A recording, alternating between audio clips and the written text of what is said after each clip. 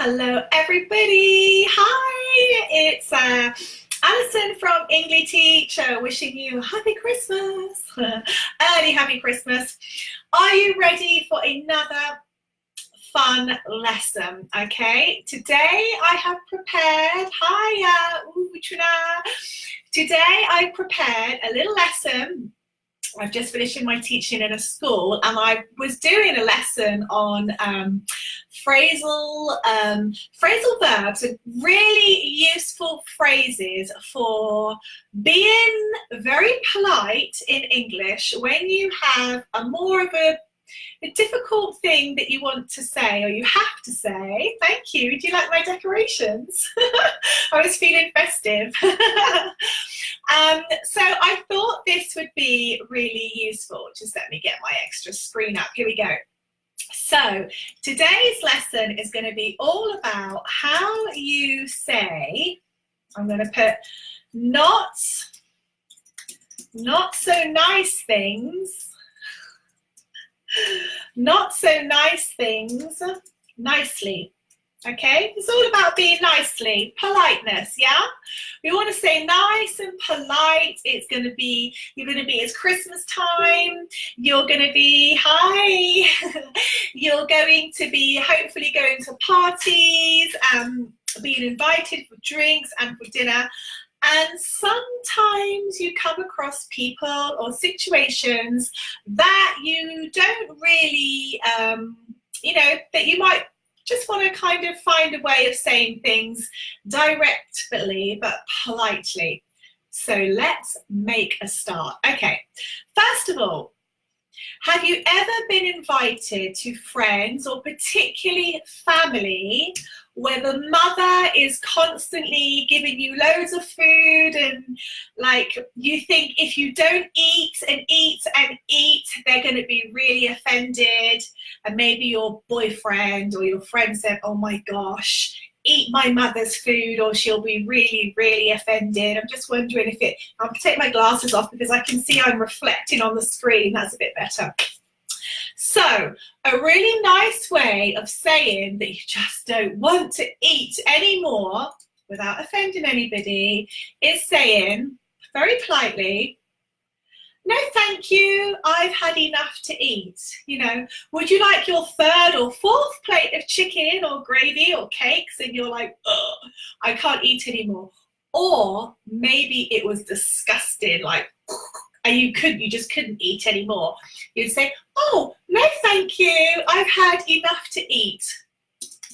A really good one is, I have a very small appetite. I have a very small appetite, okay?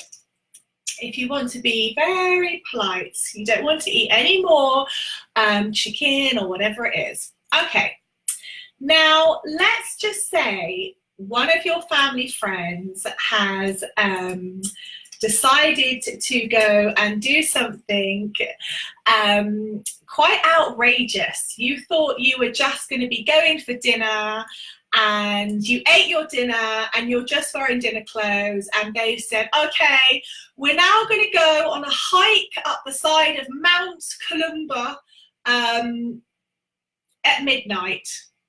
And you're like, oh my gosh, I'm wearing really nice clothes, I don't have shoes, and I don't really want to do that at midnight. So a nice way of saying that is, it's not really my thing, but thank you anyway, okay? Follow it up. It's not really my thing, but thank you anyway, okay?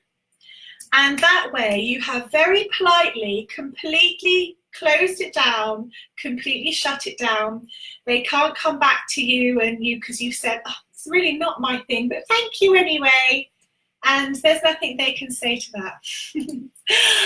Okay, now then, let's imagine that you went to a Christmas dinner or a Christmas party with a new friend of yours, and they had been maybe drinking too much, and they started being quite loud and maybe a bit rude, and maybe not what at all you expected, but you didn't want to affect your relationship with them, because maybe it was a work colleague or something like that, and you have to go back and work with them.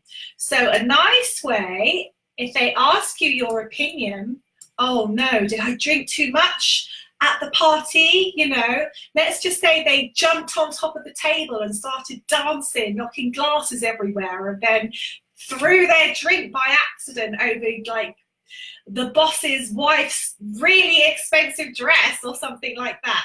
You could say, instead of saying, oh my gosh, you were just awful, instead of saying something like that, you could say, to be honest, I expected more from you. To be honest, I expected more from you. Let's put that up here. To be honest, I expected more from you. And that's a very delicate way of saying that you're not giving your approval, you don't agree with it, and you like push the onus of responsibility back to them.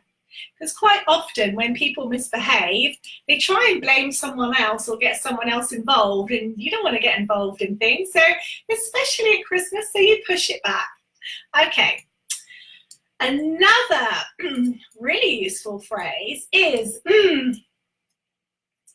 let's be frank. Now, frank in English means honest. Let's be frank, let's be honest, okay? Let's be, oops, sorry, there's a typo there. Let's be frank, let's be honest. So what does this mean? Well, somebody could ask you something, you know, oh, do you think I gave him a nice enough present? You know, let's say you wrapped up, I don't know, a calculator. You went out to the shops at the last minute, you forgot it was your nephew's birthday, and you found an old calculator and you went and wrapped it up. Not the greatest present, huh? Underneath the Christmas tree, not the greatest. What you could say is, let's be frank, it wasn't perhaps the best choice, okay? So instead of saying, that was absolutely awful, I can't believe you did that, how could you have done that, which would really be quite inflammatory, you know, that could create a very big situation. You could say, let's be frank, it wasn't the best idea, or it wasn't the best choice. Okay, and like that, you've been very, very polite. These sorts of phrases are also very good when you're dealing with people at work. I've been managers at work before I had my own businesses, and sometimes you have to deal with difficult people, staff as well as customers, and difficult situations. So these are very nice phrases where you can still maintain authority, still manage people, still manage the situation, but you're being very clear about what you will accept and what you won't, as well as staying polite and respectful. And of course, staying the boss, which is always important. Okay, now, imagine it's the office party and everybody is doing this thing called karaoke. I'm sure you all know what karaoke is, where you all sing to the words coming along the bottom of the screen like this, like jingle bells, jingle bells. I'm so pleased that went out of focus. Hi, Halakam. I hope I pronounced your name properly. Hi. Thank you for your hearts. Okay. Well, let's just say somebody tries to get you to do karaoke, which means you have to go up to the front of the bar, stand on a stage in front of loads of people and sing, which you don't want to do, and maybe you're not good at it. So you could say a polite way of refusing to do something is, don't get me wrong, I think it's a great idea, but I'm just not great at singing. Thanks thanks anyway. Follow it up with a thanks anyway. Thankses and pleases go a long way. Thanks anyway. Don't get me wrong, I think it's a great idea, but I'm just not great at singing. Oh dear. Thanks anyway, okay? That will go down a treat, and that will save you from the shame of karaoke, unless you love doing it. I like doing it, but just on my own at home, like with the hairbrush. Not in front of everybody. Okay. Now, let's just say you are at a corporate dinner for work, and one of your team members is being really quiet, and you don't know what it is. You don't know whether it's something to do with work, with the team, or whether it's something personally. And obviously, if it's personal, you can't really talk about that because that's their private life. So a nice way of showing that you're being caring, that you noticed, and that you as a manager are able to, speak to them if they want to, is, I noticed you were very quiet at the party. Is everything okay? Okay. I noticed you were very quiet at the party. Is everything okay? Okay. Okay, okay. Or instead of saying okay, you could also say all right. Is everything all right? That's also, okay to say. So I noticed you were very quiet at the party. Is everything okay? And they could say like, oh, I don't know, or I had an argument with the accounts lady, or I don't know, I ran over my cat this morning before I came to work and I feel so awful and my cat's dead. I don't know. Obviously, I love animals. I'm just saying it's an example, okay? Okay. Now, imagine someone has been really rude, has said things they shouldn't have said, and they've said it in a very rude way. And they asked you what you thought. Maybe it's a colleague at work, maybe it's a friend, maybe it's a family member. You could say, if it was me, I would have phrased that differently, which means I would have said that differently. That basically means I would have said that differently, okay? If it was me, I would have phrased that differently, or I would have said that differently. I would have said that differently, okay? Differently. Can you see me? Am I crying? I am still here. Okay, now let's just say this is one of my favorites, and I do say this quite a bit. I love champagne. It's one of my fave things. If I'm going to have an alcoholic drink and I'm at a party, I will go for a glass of champagne if it's available, or Prosecco at the least. Okay. And often with champagne, people only give you one glass, and it's like quite small, and because they're long, thin glasses. Let's be honest, okay? And you really want to have another glass, but you don't want to be rude. You don't want someone to think that you're like a guzzler, So what you could say is, ooh, would you mind if I helped myself? Would you mind if I helped myself to another? Yeah? Would you mind if I helped myself to another? And then, you make the gesture. It's kind of an open-ended question, but it's also an affirmative answer as well.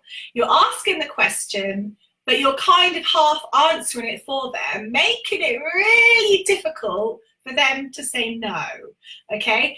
Would you mind if I helped myself to another? That's a lovely glass of champagne. Or cakes, or whatever it is. Ooh, would you mind if I help myself to another? Or whatever it is, not just food. You could use this for anything, You've just gone and bought a car. Oh, would you mind if I help myself to another? No, that wouldn't work, okay? One Mercedes is enough. Joke. I don't drive a Mercedes. I drive a tiny little Skoda. Okay. Now, let's say you've been at a party or you're at a business meeting and someone really wants to link up with you, yeah? Link up. Link up means meet up with you again, either a female, you know, friend, or, you know, maybe someone who's quite wants to be romantic. And you really don't want to know, and you don't want to be rude, and you don't want to be impolite, because obviously this lesson is all about being very polite in English, but being very real, you know, not like being like the Queen, but being very, very polite. So you could say, oh, can I let you know? Can I let you know about that? Yeah, can I let you know? Or can I let you know about that? Oh, wow, that sounds wonderful. Can I let you know? And they're going to have to say yes, aren't they? They can't say no because they've asked you. So that's a really good way of you being polite, being kind of kind. You know, you don't want to say, absolutely not, I couldn't stand you all through the dinner and I certainly don't want to see you again, let alone talk to you. You don't want to say that, okay? So you can say, can I let you know about that, you know? But you can also use it in a really serious way, you know?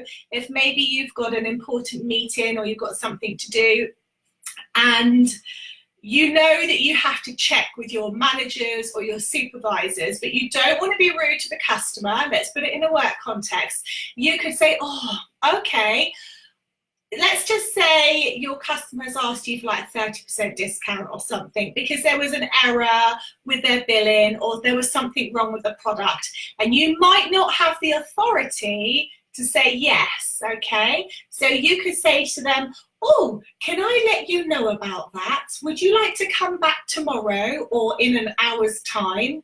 And that will give you time to go and speak to your supervisor or your manager or whoever and, you know, not get yourself into trouble, but also keep the customer happy because you're saying to them, oh, can I let you know about that? And they're obviously going to say yes, so they're going to be happy too. Okay. Now, for the finale, the last one of today, let's just say you went to a party or you visited someone's house for a Christmas party, and this person was, let's just say, very quiet at work. Yeah, let's just say you went to a party at someone's house from work, but at work this person is very quiet, really like a little mouse. However, at the party they were outrageous. They were singing and dancing and, like, I don't know, doing the lambada. They were going absolutely crazy, okay? And you were like, oh my gosh. And the decorations were like not like hanging giraffes and pink octopuses, I don't know, hanging from the ceiling. Let's just say it was something very different to what you thought you would see at this person's house and what you thought would be there for Christmas. You could say something like, oh, shall we say it was a little different? If someone said to you, oh, how was the party that you went to, your friend at work? You don't want to say, oh my gosh, he is an absolute nutter.